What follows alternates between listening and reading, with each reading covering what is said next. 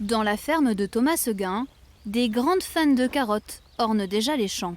Car ces légumes-là ne sont pas destinés à être cuisinés.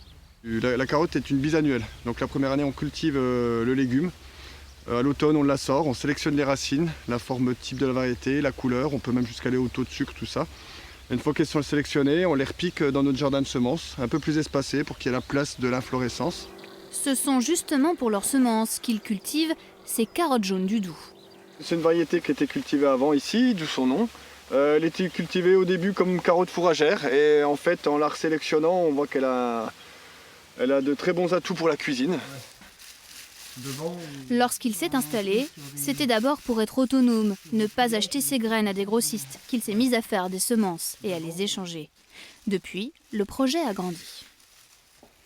Par exemple pour la jaune du Doubs comme on a vu tout à l'heure, nous on met minimum 100 porte-graines pour qu'il y ait un bon brassage génétique.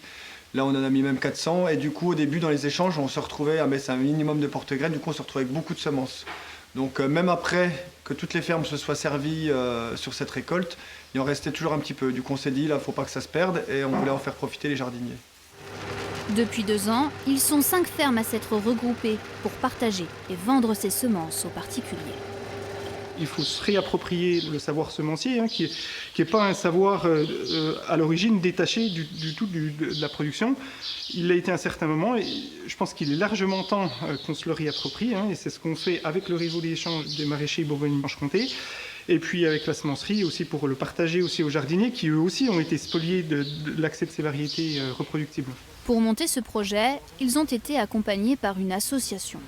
Car dans le domaine des semences, la réglementation est très précise. On fait bien attention à ce qu'on soit bien dans le cadre de l'entraide agricole et donc c'est un cadre très spécifique qui permet de faire cet échange de semences-là.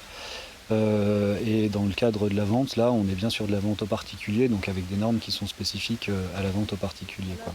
Par exemple, leurs semences ne peuvent pas être commandées sur Internet. Alors pour se les procurer, il faut se déplacer dans l'une de leurs 5 fermes en Franche-Comté.